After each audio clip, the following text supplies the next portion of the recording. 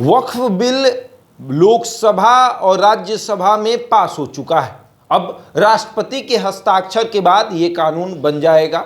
वक्फ bill पर खूब विरोध हो रहा है। लगातार मुसलमान जो हैं वो कह रहे हैं कि ये हमारी संपत्ति को हड़पने का कानून है। लेकिन इसे समझना पड़ेगा, ये पूरा मामला क्या है, क्यों भारतीय जनता पार्टी को ये कानून लाना पड़ा, क्यों भारतीय जनता पार्टी के तमाम नेता कह रहे हैं इससे मुसलमानों को भी फायदा होगा। एनडीए के तमाम नेता कह रहे हैं कि इससे मुसलमानों को भी फायदा होगा। इसको समझने की ज़रूरत है। वक्फ बिल जो आया है, जब आप उसे पढ़िएगा तो आपको ये एहसास होगा कि वाकई में एक ऐसा कानून था जो किसी की भी संपत्ति को अपना बता सकता था और आप उसको पर ब्लेम भी नहीं कर सकते हैं, आप उस पर क्लेम भी नहीं कर सकते हैं। आप उस पर ये फिर नहीं कह सकते कि ये मेरा है, चाहे वो मुस्लिम का ज़मीन हो या फिर गैर मुस्लिम हो। तो ये अब तमाम इसमें संशोधन किए गए और कोई भी कानून हो उसमें संशोधन हो सकता है, क्यों नहीं हो सकता। और भारतीय जनता पार्टी ने इसमें संशोधन किया है। अल्पसंख्यक मामले के मंत्री जो हैं उन्होंने इसको लोकसभा में पेश किया, राज्यसभा में पेश किया। मंत्री किरण रिजिजू जो हैं वो लोकसभा में बताते हैं कि इससे फ़ायदा क्या होगा, फिर राज्यसभा में भी जाकर बताते हैं। पक्ष में बहुमत आई, लोकसभा और राज्यसभा से पास हो गई। अब राष्ट्रपति के हस्ताक्षर के लिए रुका हुआ है पूरा मामला।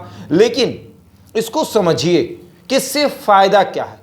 सबसे पहला फ़ायदा है कि पूर्ववर्ती वक्फ अधिनियम के तहत वक्फ बोर्ड को किसी भी संपत्ति या गैर मुस्लिम की हो या मुस्लिम की हो, उसे अपना बताने के लिए एक तरफा अधिकार था उनके पास कि वो ये कह सकते हैं कि ये ज़मीन हमारी है, तो ये अधिकार उनका एक तरफा है। तो इसको ख़त्म कर दिया गया, इस अधिनियम में इस प्रावधान को समाप्त कर दिया गया है। दूसरा है, ये विधेयक महिलाओं को संपत्ति में उनके अधिकार को जो है वो सुरक्षित नहीं करता है। वक्फ में आप महिलाओं को जगह नहीं देते हैं, तो ये तो गलत बात है। जहाँ एक तरफ कहा जाता है कि बच्चे और बच्चियाँ जो हैं वो एक समान हैं, लड़के लड़कियाँ को बराबर अधिकार मिलना चाहिए, लेकिन वक्फ में महिलाओं को जगह नहीं दी जाती है। इस प्रावधान को भी ख़त्म किया गया। उसके बाद वक्फ की ज़मीन को एक केंद्रीकृत पोर्टल बनाया जाएगा, उस पोर्टल पर पूरा संपत्ति को दर्शाया जाएगा। तो इससे दिक्कत क्या है, अगर वक्फ के पास संपत्ति जितनी है उसका अगर डेटा किसी पोर्टल पर डाल दिया गया तो इसमें दिक्कत क्या है, तकलीफ़ क्या है। अगर हम अभी आ रहा है ऑनलाइन सर्वे, अगर हमारे पास 40 कट्ठा ज़मीन है तो वो 40 कट्ठा अगर ज़मीन ऑनलाइन दिखा रहा है तो क्या दिक्कत है। अब जब हम खरीदने जाएंगे तो वो भी होगा। हाँ, डर तब रहेगा जब हम कहीं किसी ज़मीन को हड़पेंगे, किसी के ज़मीन को अपने अधिनियम कर अपने अंडर कर लेंगे, रे मेरा ज़मीन है, तब हमें डर लगेगा। तब हम सोचेंगे कि भैया कोई ऐसा कानून ना आ जाए कि जिससे हम हड़प ना पाएँ, तो इससे तो दिक्कत होगी। तो ये कानून जो है वो उसमें सुधार हुए हैं, तो इससे दिक्कत क्या है। उसके बाद समझिए कि ये विधेयक उन राष्ट्रीय धरोहर स्थलों को पूर्णतः प्राप्त करने की अनुमति देता है जिन्हें कभी वक्फ संपत्ति घोषित किया गया है। अब समझिए कि राष्ट्रीय धरोहर जो है, उस राष्ट्रीय धरोहर पर वक्फ का कब्जा है। अब कब्जा इसलिए भी कहा जाता है क्योंकि कई बार ऐसा होता है कि किसी भी राष्ट्रीय धरोहर को वक्फ कहता है कि ये संपत्ति वक्फ की है, और पहले ही हमने आपको बताया था कि उनके पास एक तरफा अधिकार था। वो कहते थे कि ये हमारी संपत्ति है और आप इसका विरोध नहीं कर सकते। पटना का ही मामला है, फतुहा का एक गांव जिसको वक्फ ने ये कह दिया कि ये पूरा गांव हमारा है। कैसे पूरा गांव वक्फ का हो सकता है? जो लोग वहां से 50 साल से रह रहे हैं, कैसे आप कह सकते हैं कि वो ये वक्फ का ज़मीन है? कैसे कब्जा कर सकते हैं?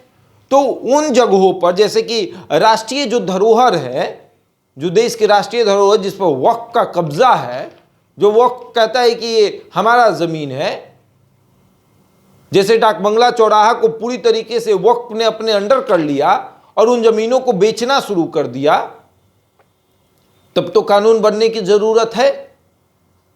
उसके बाद एक इसमें यह भी है कि ये अधिनियम जनजाति भूमि और धार्मिक अधिकारों को सुरक्षा करता है और संविधान की 5वीं और 6ठी अनुसूची के तहत जनजातीय क्षेत्रों में वक्फ बनाने पर रोक लगाता है। कहीं भी जाकर वक्फ बना दीजिए, कहीं भी जाकर कह दीजिए कि ये यहाँ पर वक्फ बनेगा तो इसमें रोक लगेगा। 7वां जो है वो वक्फ बोर्ड और राज्य वक्फ परिषदों को पुनर्गठन के तहत सांसदों, न्यायाधीशों, विशेषज्ञों और गैर मुस्लिम सदस्यों को शामिल किया जाएगा। जब एक, अगर मान लीजिए वक्फ को आप कहते हैं कि एक संगठन है, एक एनजीओ की तरह है, तो क्यों उसमें कोई और नहीं शामिल हो सकता है? मुसलमान अगर हैं तो उसमें सांसद को भी शामिल किया गया है, उसमें लोकसभा के सदस्य भी रहेंगे, गैर मुस्लिम भी रहेंगे। हिंदू, मुस्लिम, सिख, ईसाई सब आपस में हैं, सब भाई भाई, नारा तो सबको ही देता है ना। तो उसमें मुसलमान भी रहेंगे और गैर मुसलमान भी रहेंगे, जिससे वक्फ जो है वो मनमानी ना कर सके, वो किसी ज़मीन को बेच ना सके। वहाँ जो रहते हैं, जो मौलवी रहते हैं, जो ये बताते हैं कि वो वक्फ के मालिक हैं, वो उन ज़मीनों को बेच ना सके, इस पर भी कानून बना। 8वां है कि मुतलबी और जवाबदेही बढ़ाई गई है। यदि संपत्ति का लेखा जोखा एक वर्ष में आप नहीं डालते हैं, जैसे मान लीजिए कि वक्फ 2024 में वक्फ के पास इतनी ज़मीनें हैं, अब 25 जब आएगा तो आपको लेखा जोखा डालना पड़ेगा कि वक्फ के पास जितनी ज़मीनें थीं उतनी ही है या फिर घटी है या बढ़ी है। तो बढ़ी है तो कैसे बढ़ी है? आपको किसी ने दान दिया है, वो दान दिया है तो क्या वो दान जबरन लिया गया है या फिर उन्होंने अपनी सहमति से दिया है? क्योंकि कई ऐसे मामले आए जिन पर वक्फ ने अपना अधिकार दिखाया और कहा कि इन्होंने दान कर दिया, फिर बाद में पता चला कि जबरन उनसे ले लिया गया, तो उस पर भी कानून बना है। और हर साल आपको ये दिखाना पड़ेगा कि वक्फ के पास कितनी ज़मीनें हैं, कितनी संपत्ति है। 9 जो है वो कि वक्फ बोर्ड के आदेशों के खिलाफ अपील की सीमा जो है वो बढ़ा दी गई है। 60 दिन था, अब 90 दिन है कि वक्फ बोर्ड के आदेश जो आए हैं उसके खिलाफ अगर आप 60 दिन की पहले समय सीमा थी, अब 90 दिन कर दी गई है। और हाई कोर्ट में अपील की अनुमति जो है वो दे दी गई है कि हाई कोर्ट में भी आप जा सकते हैं। 10 नंबर है कि गैर मुस्लिम द्वारा दान में दी गई संपत्ति को वक्फ घोषित करने के प्रावधान को हटा दिया गया है, क्योंकि ऐसा दान जबरदस्ती या धोखाधड़ी से प्राप्त किया जा सकता है।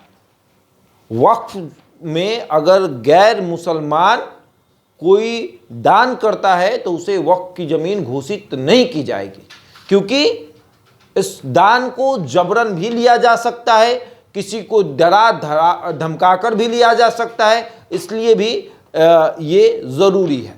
तो ये 10 बदलाव जो हैं वो किए गए हैं। और 11वां बदलाव जो है वो शरणार्थी संपत्तियों को वक्फ संपत्ति के बदलने का प्रावधान जो है वो समाप्त कर दिया गया। तो ये 11 बिंदुएं जो हैं वो आपको समझने की ज़रूरत है कि वक्फ में कितना बदलाव हुआ।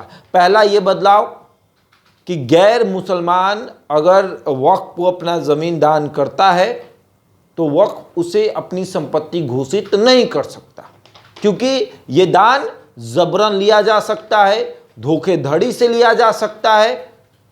और हमने पहले ही बताया कि कई ऐसे मामले आए जिसको वक्फ ने कहा कि ये संपत्ति इन्होंने दान कर दिया, बाद में पता चला कि क्या भैया तो जबरन लिया गया है। वक्फ हर वर्ष अपनी संपत्ति का ब्यौरा जो है वो सरकार को देगा। एक पोर्टल बनाई जाएगी जिस पोर्टल पर वक्फ की जितनी संपत्ति है वो दर्शाई जाएगी। जो चाहेगा, एक आम इंसान चाहेगा, वो खोल कर देख सकता है कि वक्फ के पास कितनी ज़मीनें हैं, कितने रुपए हर साल वक्फ के पास उन संपत्तियों के भाड़े से आते हैं। अब जैसे डाक बंगला चौराहा है, अब डाक बंगला चौराहा के आसपास का इलाका जो कि वक्फ का है, अगर उससे भाड़े आते हैं तो वो पैसे कहाँ खर्च होते हैं उसका ब्यौरा देना पड़ेगा। उसके बाद जो वक्फ ने राष्ट्रीय धरोहर को अपने कब्जे में रखा है उसको छुड़वाया जाएगा, क्योंकि आपको तो दिखाना पड़ेगा ना कि वे वक्फ का जमीन है तो ये कैसे आ गया आपके पास। तो इससे तकलीफ हो रही है। तो इससे तकलीफ होने की क्या जरूरत है? क्या वक्फ की जमीन पूरे देश की नहीं है? क्या ये वक्फ जो है वो भारत में नहीं है? तो फिर इनसे दिक्कत क्या है? और भारतीय जनता पार्टी यही चाहती थी कि वक्फ की जमीनें जो बेची जा रही हैं उनको ना बेची जाए। जो जबरदस्ती किसी के जमीन पर कब्जा कर लिया जाता है उस पर कब्जा हटाया जाए। कई मामले ऐसे भी आए थे जो जमीन अगर बढ़िया जमीन दिख गई तो वक्फ ने सीधे दावा कर दिया कि भैया ये जमीन हमारा है। अब पटना का डाक बंगला चौराहा समझिए कि वक्फ बोर्ड का था। लालू प्रसाद यादव ने लोकसभा में इन बातों को कहा था कि इस पर एक कठोर कानून बनना चाहिए, आप बिल लाइए, हम समर्थन करेंगे कि सारा वक्फ जो है वो जमीनों पर कब्जा करके जमीन बेच रहा है। तो इस पे ये कानून बना है। तो इससे दिक्कत तो नहीं ही होनी चाहिए और इसे समझना चाहिए। जो संशोधन हुआ है उसे पढ़ने की जरूरत है कि क्या क्या संशोधन हुआ है, तब शायद विरोध किया जाए तो समझ में भी आएगा। बहरहाल इस खबर में इतना ही। बने हमारे साथ और देखते रहे द इंडिया टॉप।